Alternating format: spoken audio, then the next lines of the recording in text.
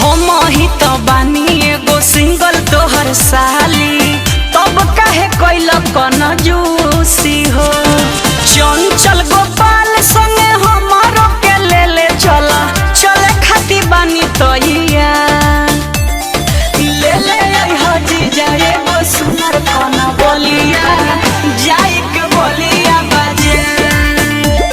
तो हमारो ला ले आई हो सोने के सिकड़िया, जाई के आवा बाजे।